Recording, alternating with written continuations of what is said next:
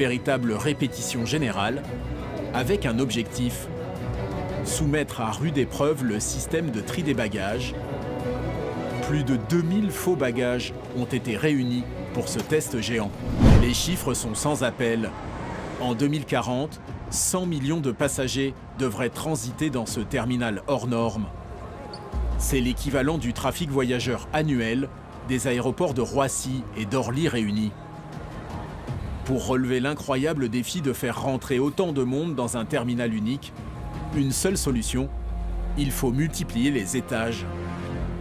La particularité du terminal de Daching, c'est l'empilement de 2 niveaux de départ et 2 niveaux d'arrivée pour permettre une plus grande compacité. En fait, en lieu de prendre un terminal domestique, un terminal international, essayer de le jouer ensemble, on a pris parti de superposer les deux terminaux.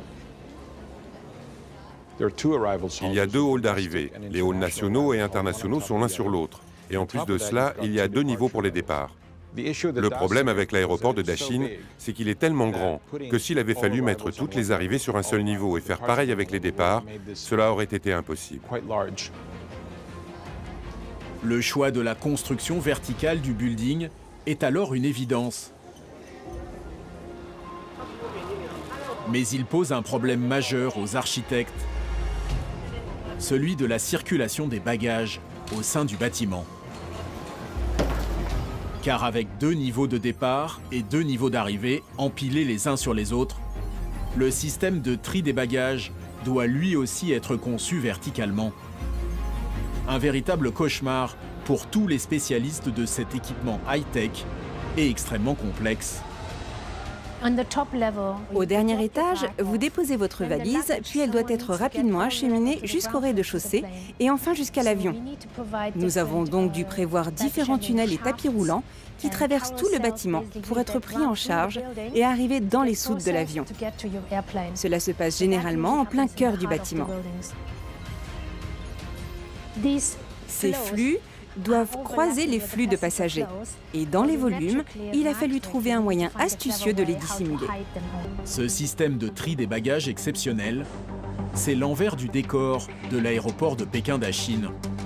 Un véritable monstre de 32 km de long, totalement dissimulé dans la structure du bâtiment. L'intégration des volumes des systèmes bagages dans les circulations passagers est habituellement une difficulté majeure dans la conception des aérogares. Le tri-bagage, en gros, ce sont les tripes du terminal. Même si le passager ne le voit pas, mais derrière chaque mur, il y a une possibilité d'avoir un bagage qui est en train de glisser. L'espace d'un terminal, c'est extrêmement onéreux. C'est globalement entre 2 500 et 3 000 € le mètre carré. Donc en général, ce qu'on fait, c'est qu'on essaye d'optimiser le tri-bagage. Sur Daching, nous, on prend 2 volumes complets sur ces 5 niveaux. 2 étages, à 2 500 € le mètre carré. Donc c'est énorme. Le défi consiste donc pour les architectes à dissimuler le système de traitement des bagages et à créer suffisamment d'espace sans pour autant bloquer les flux de passagers. Une équation ultra complexe, d'autant plus qu'à Pékin-Dachine, des bagages, il y en a beaucoup. Des quantités colossales même. En heure de pointe, plus de 15 000 sacs, valises et autres colis en tout genre doivent être traités toutes les heures. Si on alignait l'ensemble bout à bout, cela représenterait une file de bagages de 32 km de long, de quoi faire 8 fois le tour de l'aéroport lui-même, rien qu'avec des valises. Je pense que la première question que j'avais dû poser, c'est est-ce que vous êtes sûr que c'est 15 000 bagages à l'heure et pas 1500 ? Donc déjà, pour se rendre compte un petit peu du volume. On a affaire à un tri de bagages de 15 000 bagages à l'heure, par exemple. Il va falloir avoir un système qui soit extrêmement fiable avec du secours à côté. Si ça tombe en panne, c'est la panique à bord.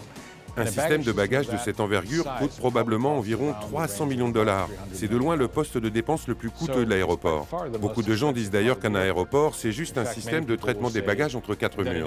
Et que finalement tout le reste, y compris les passagers, est secondaire. Ce qui compte vraiment, c'est la façon dont le système de bagages fonctionne. Un système de tri des bagages coûteux, complexe et surdimensionné. Et ce n'est pas tout. Il doit aussi être extrêmement performant pour pouvoir délivrer des bagages n'importe où, dans le plus grand terminal au monde en un temps record. La gestion des bagages est avant tout une question de temps. On ne veut pas faire attendre les passagers, mais s'assurer que lorsqu'ils débarquent de l'avion, les bagages passent rapidement par le système de traitement et tous les tapis roulants pour être immédiatement récupérés. La pire des choses serait que des vols partent en retard parce qu'effectivement, le convoyage des bagages est trop long. Il y a des passagers qui se présentent parce qu'ils ont le droit 40 minutes avant le départ du vol. Et là, il faut trier, contrôler le bagage et le mettre en soute. Donc sur ce type de système, on est obligé d'avoir des vitesses qui sont extrêmement importantes. La puissance d'un hub, c'est sa capacité pour des bagages en correspondance de pouvoir être injectés, triés, puis réembarqués dans le second vol. Pour atteindre un tel niveau de performance, il n'y a pas le choix. Il faut multiplier les tests. À la fin du chantier de construction, le terminal passe par une période appelée ORAT, c'est-à-dire la préparation opérationnelle et le transfert. Et voilà comment ça se passe. Ils font venir des gens, en l'occurrence ce sont les familles de ceux qui ont travaillé sur le chantier. Ils leur donnent de faux sacs et leur disent « Maintenant, vous allez faire semblant d'être des voyageurs ». Ils enregistrent donc leurs bagages et ça permet de tester le système en conditions réelles, de vérifier si les bagages aboutissent bien à la bonne porte d'embarquement. Et ça, ils le font pendant plusieurs mois pour s'assurer que tout fonctionne bien. L'un des tout derniers tests grandeur nature de Pékin Dachine est aussi l'un des plus spectaculaires. Il a eu lieu quelques jours seulement avant l'inauguration de l'aéroport. Il faut vérifier la liste d'aujourd'hui, l'heure prévue des 24 vols et tout ce qui leur correspond. Par exemple, la position, la porte, le comptoir et le tapis d'enregistrement. Faites un rapport tout de suite et s'il y a un problème, gardez-en une trace. Un exercice exceptionnel pour lequel il a fallu réunir 2500 faux passagers. De quoi simuler le décollage en simultané de 44 vols internationaux et domestiques. Une véritable répétition générale avec un objectif: soumettre à rude épreuve le système de tri des bagages. Plus de 2000 faux bagages ont été réunis pour ce test géant. Dans le système de bagagerie, les tests sont permanents. Même s'il n'y a pas de bug, on teste et on reteste pour que le système soit ergonomique et adaptable en permanence. La clé de voûte de cette opération est un secret bien gardé. Il est dissimulé à l'intérieur de ces étiquettes que l'on appelle des tags et que tous les voyageurs en avion connaissent. Mais à Pékin Dachine, ces tags ne sont pas comme les autres. À l'intérieur, il y a une puce, et ça c'est nouveau. Elle contient les informations de départ, les numéros de vol, tout est dedans, et peut être lu grâce à un système de reconnaissance. Avant, nous avions l'habitude de le faire à l'ancienne, avec un simple code barre. Mais imaginons qu'une étiquette est froissée et qu'elle ne peut pas être scannée correctement. Et bien maintenant, nous avons cette puce. Même si le tag est abîmé, elle peut être toujours lue avec précision. C'est grâce à cette minuscule puce électronique que les ordinateurs vont pouvoir calculer la meilleure route pour chaque bagage et connaître sa position exacte en temps réel. Chaque bagage, dès qu'il part, il sait exactement où ils doivent se ranger de manière autonome. S'il doit être stocké en attente d'un avion, il doit être en coordination avec les mouvements avions. S'il y a un avion qui n'arrive pas, il doit savoir pouvoir mettre ce bagage-là pour le stocker. Un parcours complexe et une contrainte supplémentaire, celle de la fiabilité. À Pékin Dachine, elle doit être de 100%. La dernière chose que l'on veut, c'est voir le système tomber en panne et les bagages s'entasser sur le tarmac. Donc il a fallu concevoir un système infaillible pour que cela n'arrive jamais. Il y a un certain nombre de tapis roulants en fonction des avions et de leurs horaires. Et il y a des normes aéroportuaires qui fixent combien de minutes, de secondes même, le bagage peut rester sur un tapis roulant.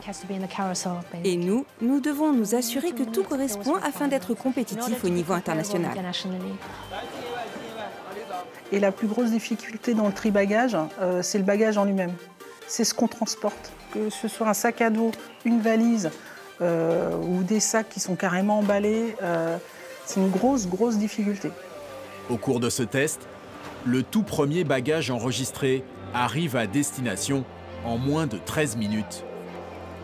À ce rythme, Pékin Dachine devrait pouvoir digérer le chiffre colossal garanti par ses concepteurs de 15 000 bagages à l'heure, un record absolu pour un aéroport de cette taille. Si nous voulons accueillir 100 millions de personnes dans un seul terminal, il faudra réinventer les systèmes de tri de bagages.